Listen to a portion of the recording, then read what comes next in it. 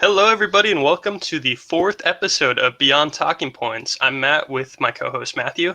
Today, we're going to do kind of what we did last week, where we're covering just a variety of news stories. We're also going to catch up on a couple that we've wanted to talk about, but just haven't had the time. So with that, just very brief intro, I'm going to throw it over to Matthew, and he's going to lead into the first story we're going to talk about. Good afternoon, everybody. We shall start today with a story from CNBC. U.S. lawmakers push bipartisan bill to raise the federal minimum buying age for tobacco to 21. And the bill would include any tobacco products, cigarettes, cigars, e-cigarettes. It would also prohibit retailers from selling tobacco products to anyone under the age of 30 without photo identification. So, I wanted to bring this up because I think it is a stupid idea. Oh, you think that's stupid? I think everybody thinks that's a stupid idea. I agree with that completely. Because, well, there are several reasons. One, I mean, I think 18-year-olds, for example, some states have a age for alcohol. You can only drink alcohol or purchase alcohol, when you're 21, but they get it anyway. So I think 18-year-olds will find a way to get tobacco anyway. But more importantly, I don't think the government should be in the business of dictating what I do with my body. Now, I don't smoke, but I don't think it doesn't make sense to me why the government should say, "Oh, you can't do that." Well, yeah, if you're 18 years old, you're legally an adult. So these are legal adults who are still going to be prohibited from smoking. This is why people criticize the drinking age all the time. As they should. Yeah, a lot of people on the left even criticize the drinking age, even though because the idea is people don't get exposed to alcohol before they go to college. Then they go to college where there's a binge drinking environment, and they're like 19 and they've never been exposed to drinking, and now they're doing it in a shady way because they have to get it illegally, so they go to sketchy parties, and this just fuels bad behavior. So a lot of people agree with that, like form of describing what's going on college campuses, and that it's not a good thing. So then the idea of now let's prohibit cigarettes too is just silly. This is just backlash to lawmakers freaking out about e-cigarettes and teenagers vaping. The obvious reaction to me doesn't seem to be, so we ban it to people up to age 21. You're just going to adjust the black market for it. It's clearly illegal for 16-year-olds that vape already. 16-year-olds can't go in and buy a vape, but they're still getting it. That's the issue. Teenagers that aren't 18 are getting vape, like stuff to vape with. So why does raising it to 21 suddenly make that harder for them when it's already illegal for them? So it's not related to that problem, even though that's probably what spurs this on a lot in the public eye. So that's completely stupid. Then the thing that bugs me is when you're 18, you're old enough to vote, you're old enough to go in the army, but you're not old enough to take in certain substances, even though you're legally an adult in other ways. It's like you need to be consistent about that. That's why that's the main reason why I think the legal age should be 18 instead of 21. This is just government paternalism in a very obvious, direct way. Sometimes it's usually more subtle when there's paternalistic policies. This is just in your face. You're an adult, but we're going to make it so you can't do this for 3 years because we don't think you should be able to be stupid. But you know what? You should have the legal right to be an idiot. So yeah, this is dumb. This is why Republicans and libertarians are actually different. And this is an easy example, like the drug war and this kind of crap. So yeah. Well, this is why. That's another reason why it ticks me off. It's a bipartisan agreement. So both parties are willing to say, yes, you are 18. You should not be allowed to have tobacco in your system. It's like, come on. Well, and it shows that there's really not, like, the Republican Party is the party of small government when they want to be. But Exactly. then there's plenty of times where they just kind of are like, yeah, but we see the good that this policy will do, so we're not small government here. And it's like, oh, so you're just like Democrats with slightly more caveats. Okay, got it. So it's disappointing to me. I hate this kind of crap. Yeah, I think it's pretty cut and dry. Do you want to move on from this, or do you have any final thoughts? No, I pretty much said all I needed to say. Okay, well, the next story we're going to move on to, this is one that I wanted to talk about on our first episode, because it was around 420 when we recorded our first episode, and Ben and Jerry's released this like whole ad campaign and like put out like a statement on 420, and it's all about legalization of marijuana. And when you first see it, it's like, okay, cool, Bernie, it's cool because Ben and Jerry's, they're like, pretty far left. They want legalization of marijuana. I agree with that. I was happy. But then the full video they put out and then the statement they put out is actually all about essentially how black people are discriminated against in drug use, and that's the real issue. So, I mean, I guess I'll read a little bit from this, and then I'll kind of say why it bothers me. So pretty much here. So, and even if you're not in a state that legalized pot, there's still a pretty good chance that the cops won't hassle you as long as you spend 420 doing your thing, if you're a white person. Sorry to bring you down, but that's the harsh reality. If you love pot and you're white, everything is totally awesome these days.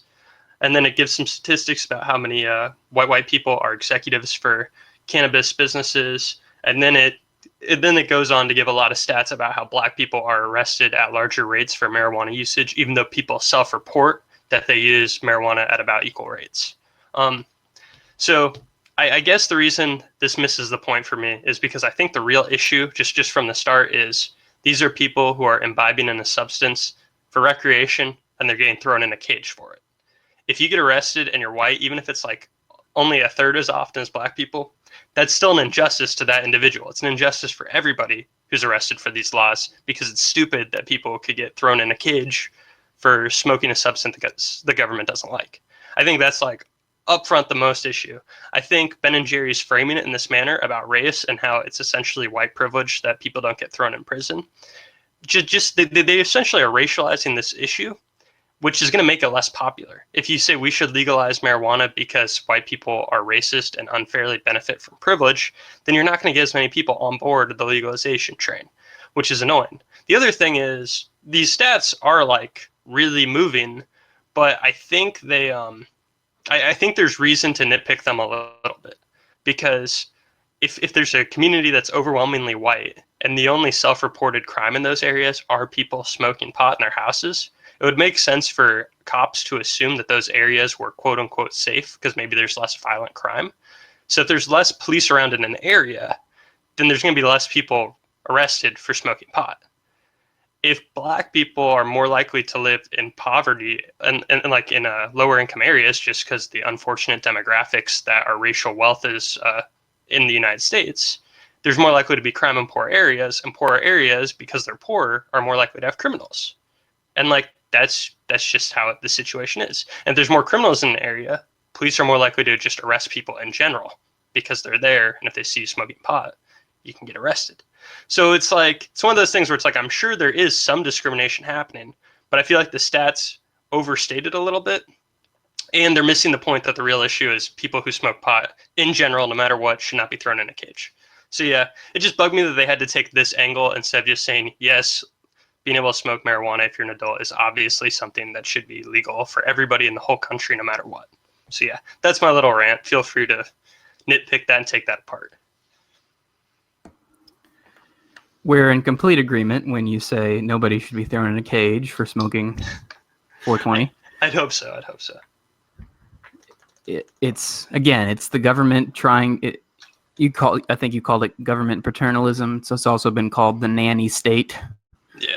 So, the government trying to, like a nanny tells a child, oh, you can't do that. You can't do this. Why? Because I said so. So we have no disagreement there. I do think, or I would also like to quote the article a little bit, just one brief statement, actually.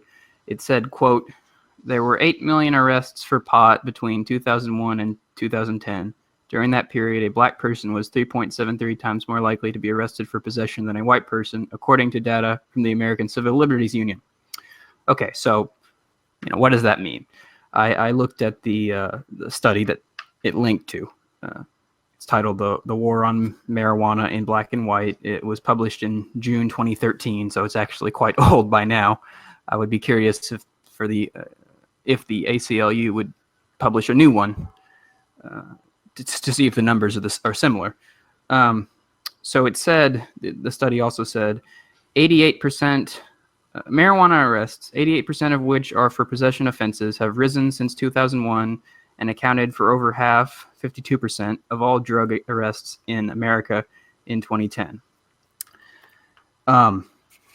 And it gives some more examples. So in Washington, D.C., for example, there were 1,489 arrests, black arrest.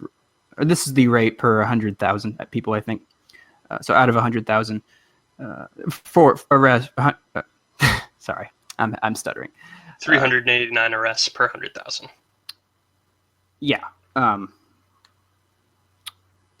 Did I say 389? No, that's what I thought. Is it 3.89 per 100,000? Oh, 3.73 times more likely. Oh, okay. I think is what we're talking. I was going to read some quick stats. Gotcha. Sorry, I'm stuttering. No, you're fine. So in the District of Columbia, 1,489 arrests for black people possession of marijuana, and then in DC it was 189 arrests, making it in DC 8.05 times more likely.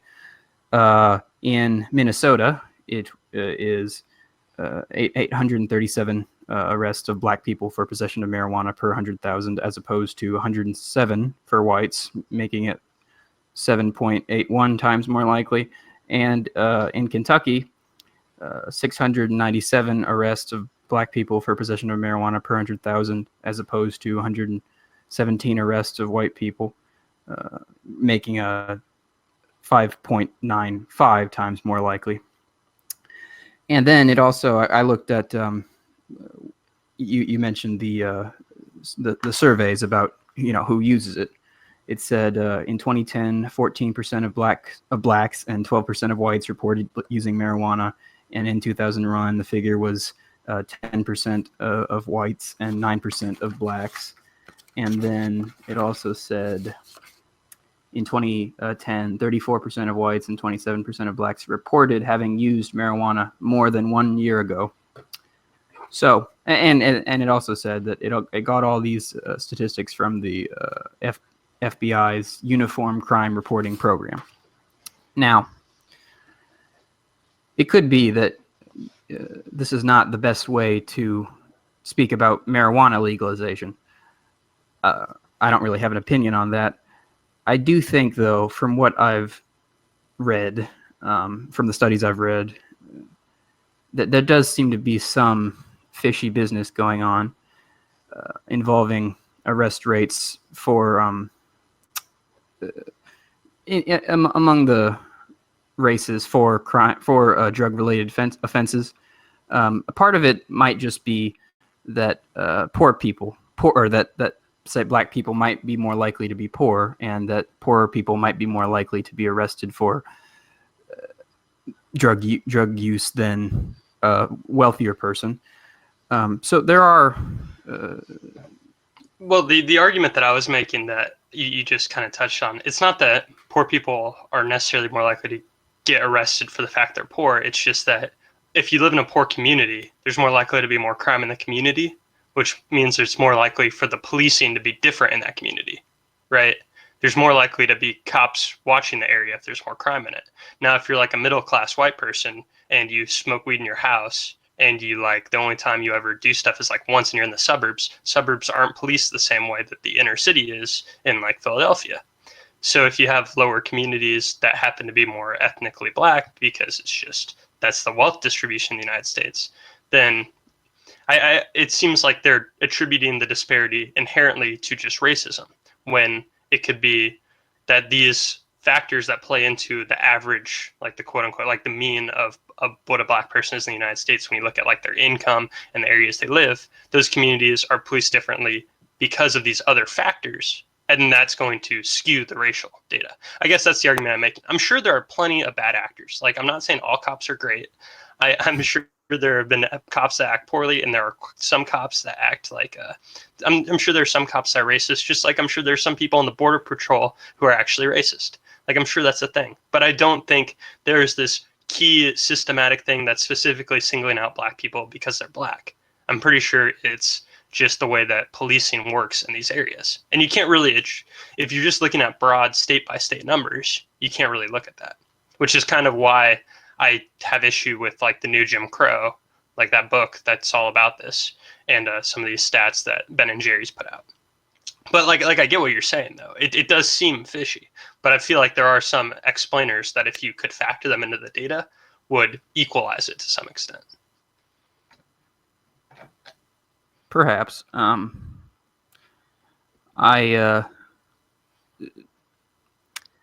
do think that we need to, as a society, look at our criminal justice system and try to improve on it. I don't know how you feel about that. Well, of course, that's why I brought up the article. I don't think any of the people who are thrown in, whether it's black people who are, affected by the way the policing works, or white people should be arrested for these nonviolent crimes. You're smoking weed because you like weed. That's a huge issue with our criminal justice system. None of these people beat somebody up, abused somebody, infringed on somebody else's sovereignty. All they did was smoke pot, and they get thrown in a cage. And if you take that out and take out things like that don't have an actual victim, you're going to significantly reduce the people in prison. But you would admit that if it could be proven that there was a racial disparity, that would have to be addressed. Well, what you just read off is a racial disparity, but we can't attribute it to racism because there's other factors at play, right?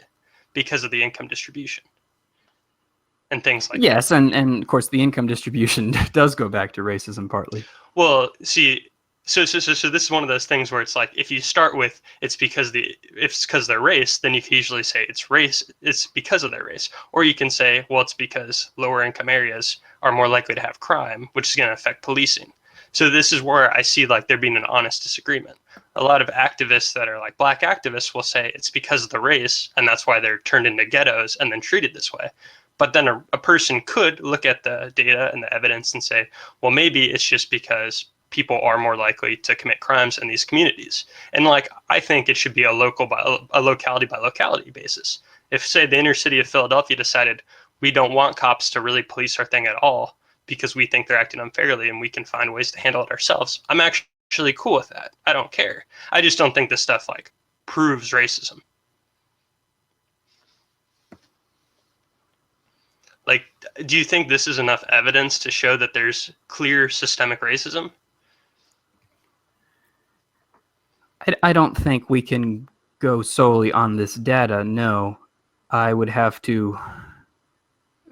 I do think the totality of the data that I've seen, at least, shows some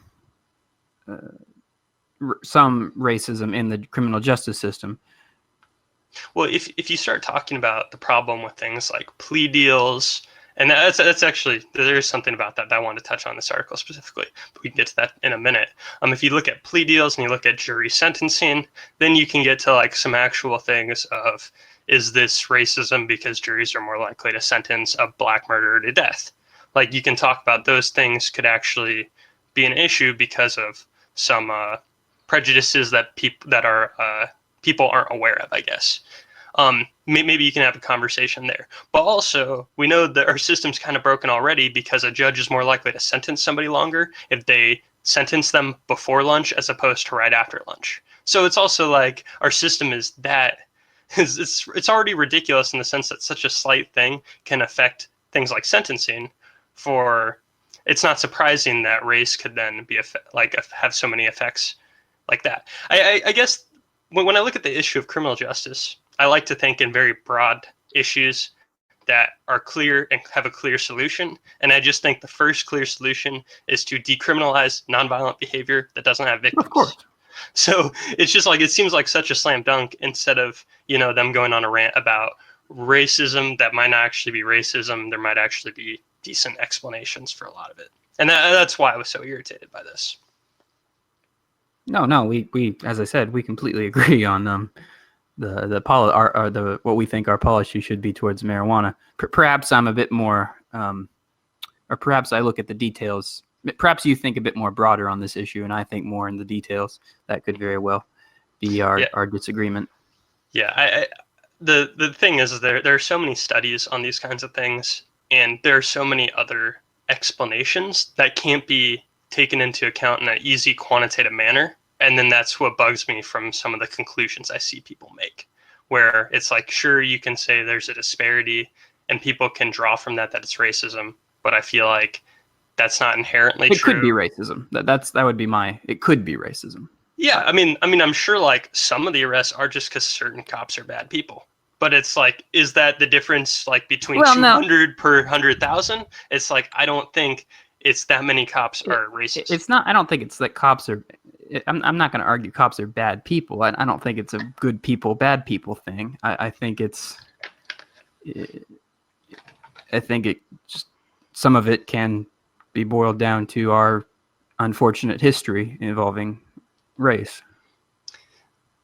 which we are all.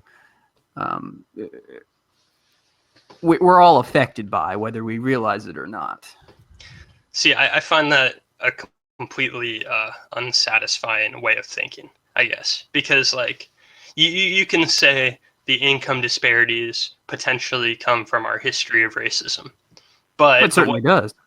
Well, to some extent, actually, there's been a lot on that. If you look at the way people's wealth changes over their lifetime and income inequality in general, there's actually not as much of a case for over hundreds of years that really is true.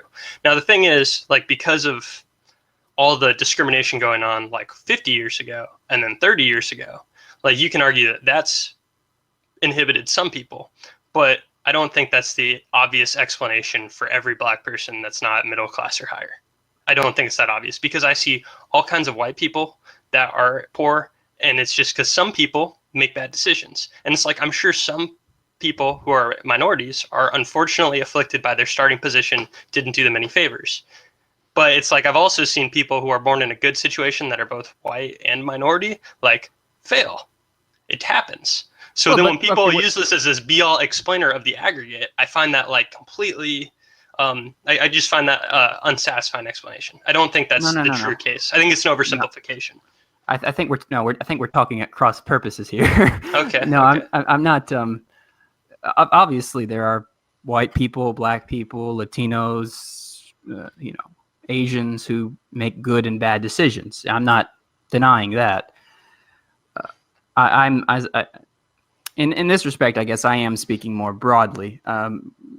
Broadly speaking, across our history, the white community has had the opportunity to create more wealth for itself than the black community. And I'm not saying it's the only reason that we have a racial disparities in this country, but I think it is one reason. Yeah. Now, then the question is, how much of a reason is that? And then it's like, and then who remedies what? And it just seems like the easiest thing at this point is to treat everybody equal. And we just say everybody who is suffering, we help. And then if we do that, then it alleviates those kinds of issues just by bringing people up that just need help in general. And then by continuing to make your race-based, you're going to leave back certain people. Well, I agree we should help everybody who needs help. As I mentioned, I think in a previous episode, I do think reparations are necessary, which is another disagreement that we have. Yeah. And because I think if I remember correctly, you said something to the like of, you don't think we should be punishing one group to help another, or something like that. And I don't think it's. I'm not here to punish. I don't think white people should be punished. This isn't punishing. This is, and I'm not, because I don't think I wouldn't be taking the reparations from. I wouldn't be saying, oh, white people should have a tax on them, on their income because they're white, and we should give that to black people. That would be a form of punishment. I don't agree with that. The reparations would be coming from the government funding. Well, okay, so here's where you and I draw a huge difference in our political philosophy that we'll probably get into next episode. When I say we should help poor people, you assumed that I was talking about via the means of government. I see government as a way of using the state's monopoly on force to coerce people to funding things that they don't always agree with. So when you say, hey, we should fund reparations because in the last decades and decades ago, certain white people are terrible, which, you know, a lot of white people were terrible and certain minorities were screwed over, it's like, cool, but that doesn't mean you should coerce the populace into paying for this. And that's why I see it as a punishment, because now you've taken this policy and coerced a bunch of people to pay for it who don't agree with it. Now, I think a lot of people can do a lot of things to help inner city communities. Like, I think Bill Gates could drop $10 million in Philadelphia, and they could do all kinds of things in charter schools and help kids get ahead, because currently they're getting horrible educations through public schools. There's so many ways that individuals could make a difference, or charities can make a difference, or people can opt to pay for things. But once it's about coercing the populace to pay for something that there are good reasons not to agree with, I think it's a bad idea, which is why I disagree with you on reparations. If I can add one more comment, and then I guess we should move on. Yeah. We probably won't come to agreement on this issue. Yeah. But I just want to say one thing. As for getting people to pay for something they don't agree with, I mean, I'm not going to argue that maybe government is generally a bad thing. I think I mentioned I've read some anarchism, and I'm somewhat sympathetic to anarchist thought. But at least at this time in our lives, in our history, we have governments. Governments are everywhere. And it seems to me, if you're going to make the argument that that reparations are just a way of the government coercing people to pay for something they don't agree with, I mean, they kind of already do that anyway. That's kind of the nature of government. They do things that maybe some people don't agree with to keep the government going. I mean, I put that in very broad terms to kind of make a point. I'm sure we're going to talk about this next episode when we kind of talk about our political philosophy more in depth. I think you can make a case that there are certain functions the government should do. And then once you go beyond those functions, you're making everybody pay for it. I think how we were talking about, we both agreed that if somebody decides that they like smoking weed, you shouldn't throw them in a cage for it. And I kind of feel the same way about if 51% of people vote that they like a certain program and you don't want to pay for it, well, you have to pay your taxes into that to pay for that program, or else you get thrown into a cage if you decide not to pay your taxes. It's really the same difference to me. Now you are kind of defending the norm. You're saying the government's fine. That's how we do it. That's just the way the world is, Matt. Get over it. I don't think that's a good reason for us to step back 3 steps and say maybe we shouldn't be coercing people to pay for a ton of stuff they don't like. But that's obviously simplifying it, and we do need to move on. I'll leave it there. Yeah, we can talk about it. I summarized the article about 15 minutes ago, so that was good. So let's move into the one on Nietzsche. Yes. Okay, so I got this one off of the website called Jacobin. I think I don't know too much about this website, but from what I've seen, it's pretty much like a Marxist type, website. I'm actually not very impressed with it from what I've seen, even though I'm also somewhat sympathetic to some forms of Marxism. So basically, what it was arguing was that it's titled, I should say, "Why the Alt-Right Loves Nietzsche," meaning Friedrich Nietzsche, the German philosopher, the German philosopher of the 19th century, I think. Do you know when this was published? Like when they posted this up? It was I'm just curious. Published on January 2nd, 2019. So it's a little old. Gotcha. So basically, it's actually a book review. I haven't read the book it's reviewing, but basically the argument is Friedrich Nietzsche, Martin Heidegger, and Max Weber, all 3 German philosophers, are fundamentally reactionary philosophers. So I'll preface this by saying I know far more about Nietzsche than I do about Heidegger or Weber. I know almost absolutely nothing about Weber. Although I know, as I said, I know he's a philosopher from Germany. That's about it. I know a little more about Heidegger, and I know the most about Nietzsche. So my comments will be mainly on Nietzsche.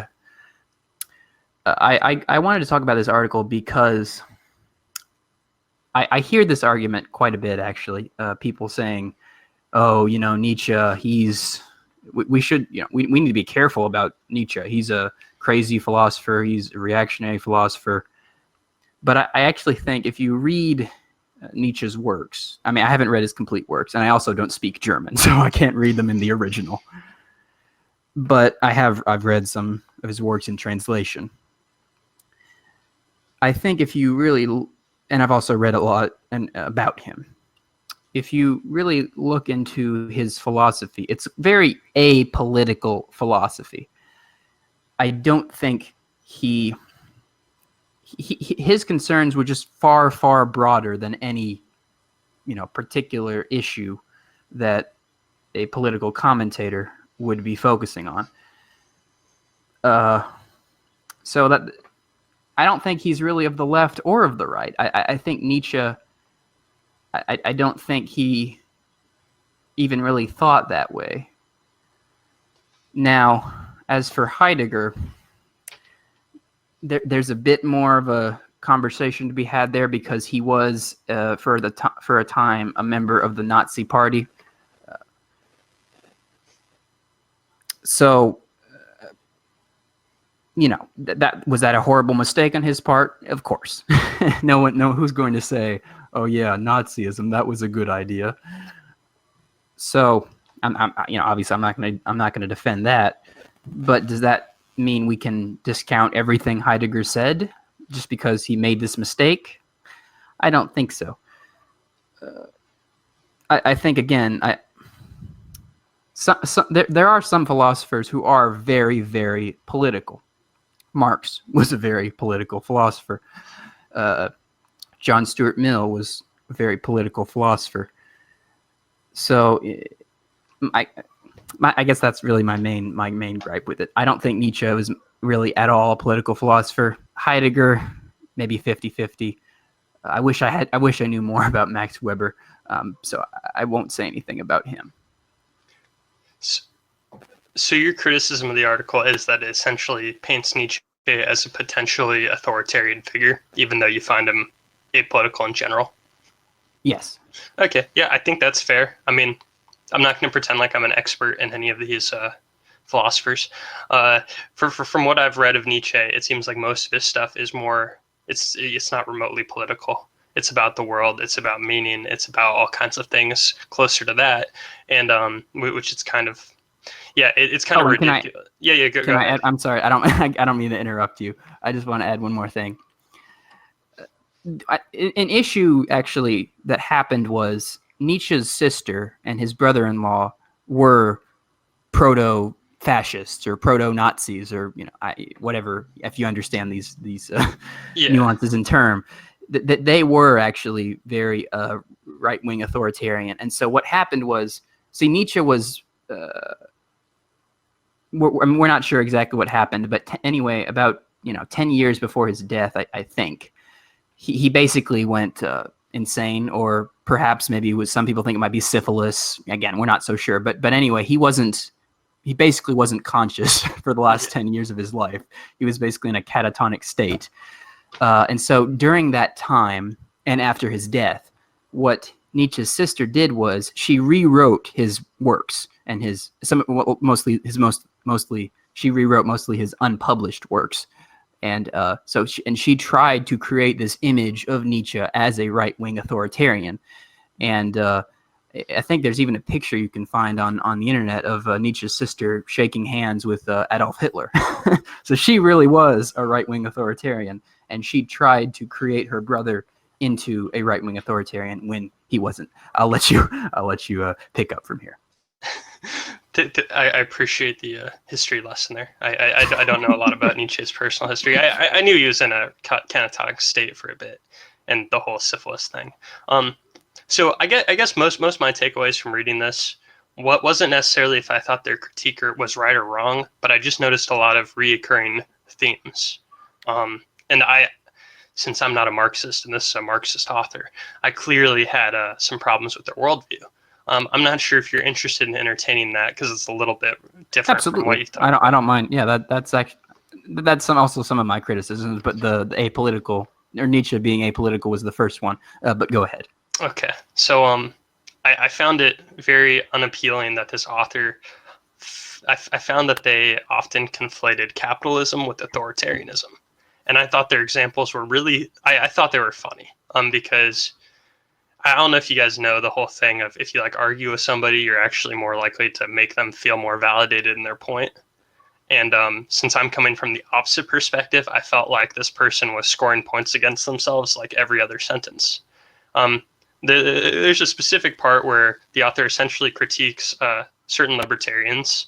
They call out Mises and Rothbard specifically, who have a lot of interesting work, but I think they did have some fascist tendencies that are looked down upon, and that's why they're not bigger in the Libertarian Party. And then there's also, they talk about Pinochet in Chile and how that's the whole thing where the Chicago school kind of led their economic policy, but in the end, General Pinochet is a dirtbag who kills his own people, and he's an authoritarian. Which was funny because they talk about the free market stuff, and they're like, but then here's a tad bit of authoritarianism. And they imply that the issue there is capitalism. And it's like, it sounds like the real issue here is that they weren't capitalist enough, and they actually think it's cool to kill their own people or to become fascists. But that's not what capitalism is. Once you start oppressing people and not letting them make their own free decisions, that's not capitalism and authoritarianism are the opposite ends of a spectrum. So it's weird how there's all these capitalists that the author liked to touch on, and then to essentially say the capitalists are evil, they point out the few times they're not capitalists and the few times they are actual oppressors, which is completely unrelated to their belief that a free market is good and people should be allowed to freely exchange. And they imply these two things. The fact that they were bad people in certain aspects is obviously related to this capitalism when it's completely unrelated. The issue is they weren't libertarian enough, not that they're too libertarian. So I read that as a complete author scoring points on themselves. And I'm like, do you not see this? Am I the only one? So yeah, that was one of the big takeaways. I was in like the middle of this piece. We can certainly discuss the general tone or even the general thesis of the article. We don't have to just focus on Nietzsche or any of the particular philosophers mentioned. I actually think this is a problem with the left in general, probably the far left in particular. They have such tunnel vision to where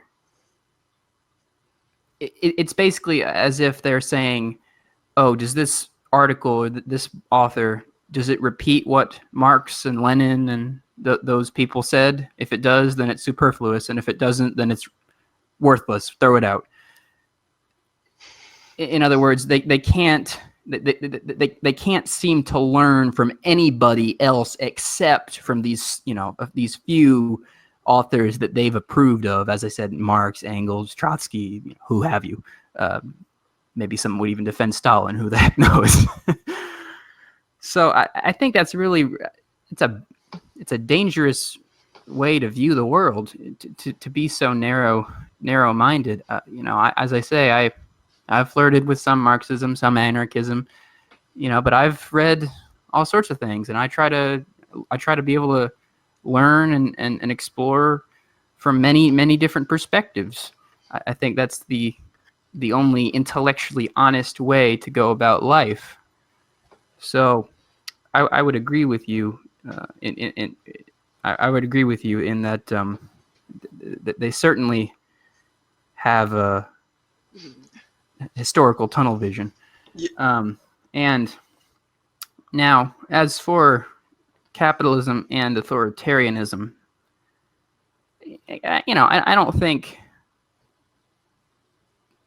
politics is, of course, the political spectrum is a very tricky business to actually pin down. I don't think. I think you can have some capitalism and some authoritarianism, but there are obviously authoritarian governments that aren't capitalist. The Soviet Union was authoritarian. capitalist. I would argue that China is pretty authoritarian, and they are pretty capitalist. So perhaps we somewhat disagree on that. I think authoritarianism and capitalism can come together, but not always. Yeah, so here's the thing. You can have a capitalist nation that engages in capitalist activities, and then there can be an authoritarian head of state. The issue is a lot of the author of this particularly critiqued libertarians and then pointed out the few times they were essentially believed something that was fascist, and then they conflated the fascism with the capitalism and insinuate that the fascism is innate to capitalism. And it's like, see, because they're a capitalist, they're a fascist. And it's like, actually, if they were more of a capitalist, then they would actually be like not a fascist at all. Because if they completely were free market capitalists, it'd be completely letting people act upon their own will. It would be imposing nothing on them. Historically speaking, it's actually the exact opposite. Capitalism has led to far more freedom. Yeah. Because capitalism was breaking down the feudalism, the days of feudalism, where people were extremely limited in what they could do. So I agree with this. Now the broader point that I thought that this made me kind of realize is the more I've been exposed to just random things on the left, the more I feel like people are doomsaying about capitalism essentially coming to an end. I mean, you see this in Marx, whenever that was written, hundreds of years ago. You see that when in the Zizek debate, he's all about, everything's coming to an end, the end of capitalism. Then the Ray Dalio thing is all about capitalism is unsustainable. That's essentially, the same stance as Elizabeth Warren and all these people in the Democratic primaries that we're talking about. All of them are doomsaying capitalism is all these problems. And I see very little evidence to believe that. I think people are overstating how bad they think the current time is. I don't think people have good evidence that we're coming to an impending clash.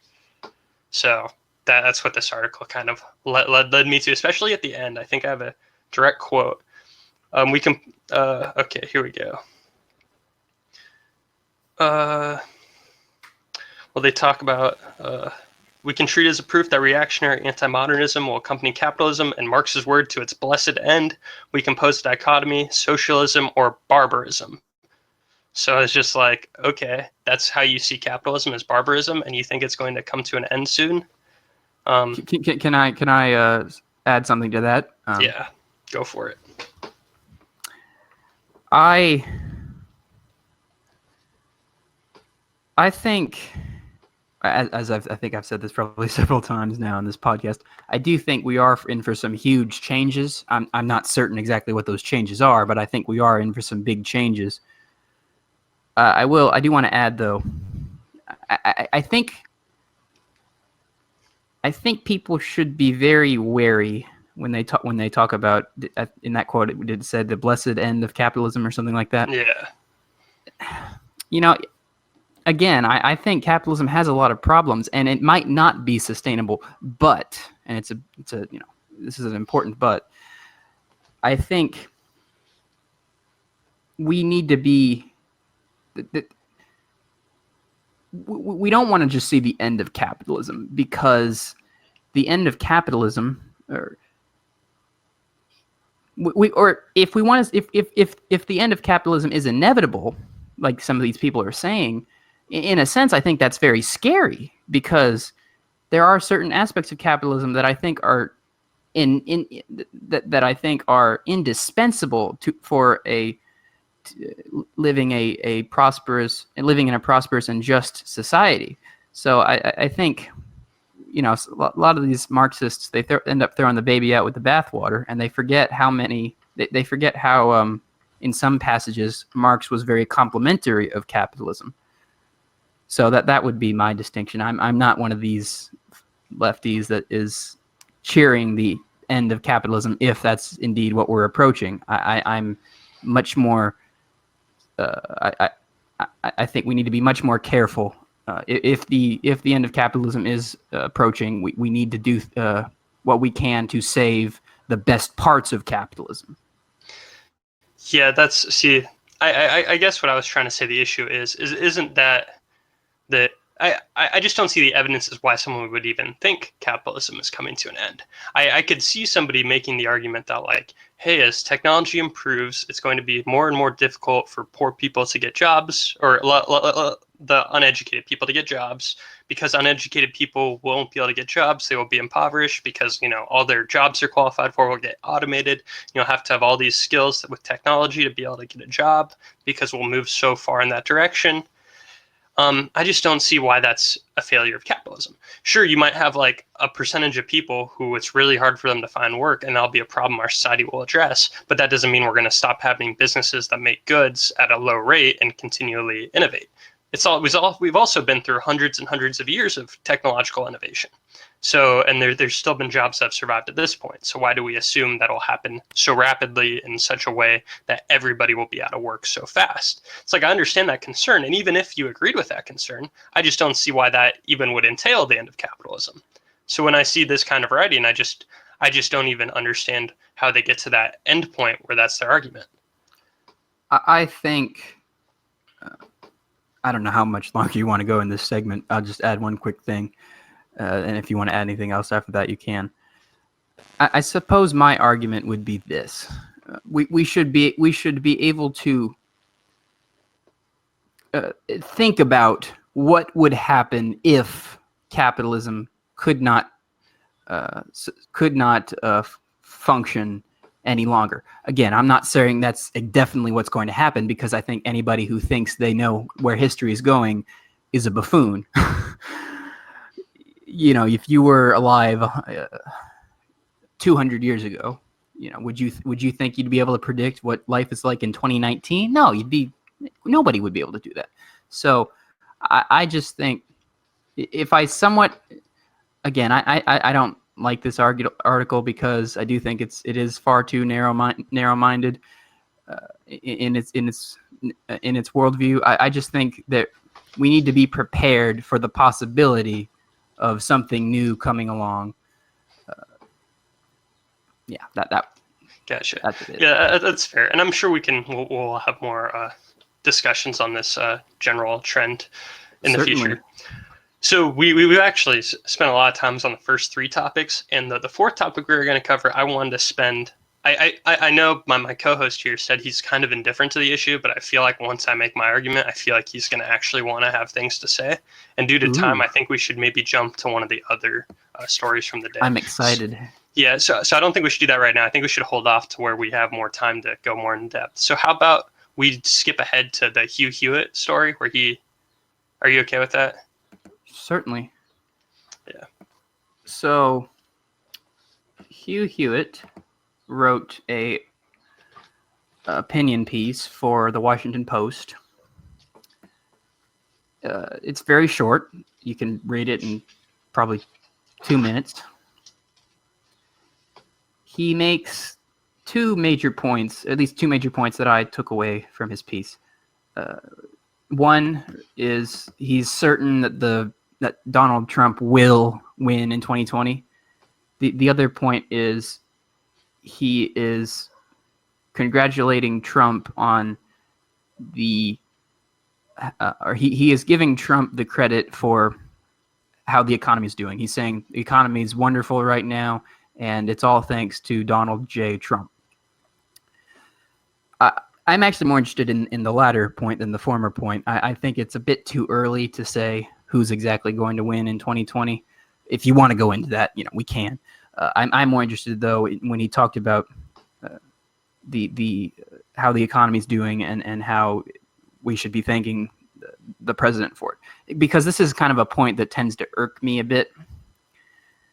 I'm not going to argue that the president has no power whatsoever in the economy, and that that who's president doesn't matter, because I think it does matter who's president.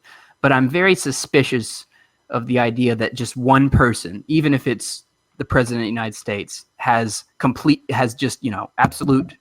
He didn't say absolute. I apologize. He basically said, the president has all this power over the economy and he's doing great things with it. I don't think that's really true of any president. I think the economy is far more difficult to understand, and far more beyond the control of any one individual. That's maybe a bit of a nitpick, but that Okay. is actually the reason I wanted to bring up the piece. Okay, well, yeah, I had some stuff ready to go on the political analysis front, but I'm an economics student, so I'll talk to you about some good old econ. Um, so Trump on the economy. Okay, so first off, it depends on how you measure the economy doing well. If you're an imbecile like our current president, then you measure the economy doing well based on the stock market, which is a very bad indicator of if the economy is doing well. Well, I mean, to some extent, it's a good indicator. If it completely crashes, then you probably do have a problem. But Probably. in general, like it's trending upwards isn't like, a great indicator of things. Now, okay, I'm trying my best not to go on a whole rant about the Fed. You're fine. But so pretty much, Donald Trump has put in policies that are good for business because every business knows that Donald Trump is significantly less likely to put regulations on their random industry than, say, Hillary Clinton would.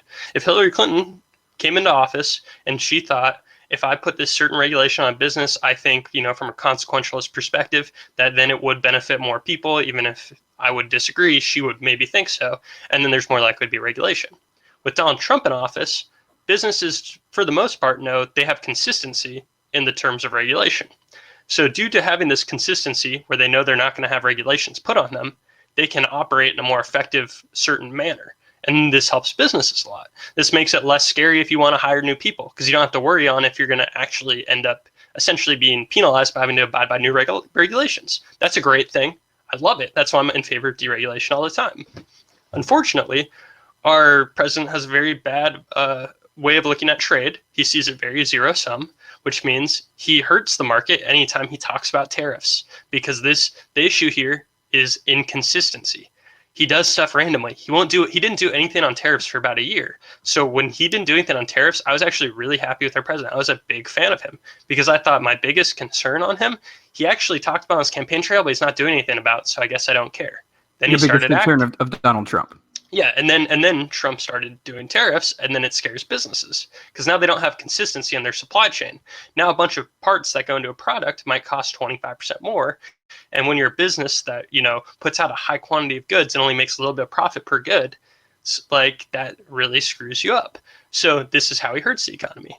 In general, the economy was going to trend upwards, and the fact that he is pro-growth in the sense that he doesn't overly regulate, that helps the economy a lot. I wouldn't give Obama that much credit because I don't think his stimulus was effective at all, and I don't think and he did some regulations that were not good for businesses recovering. Like Obamacare had the employer mandate, so if you went from 49 to 50 employees, you suddenly had to provide health care, and even if that's an ideal, you're stopping every small company from taking that next step over because the marginal cost of going from 49 to 50 employees is a ton of money because suddenly it's 50 health plans that you now have to subsidize. So that's an anti-growth policy, even if some people think it's a good idea.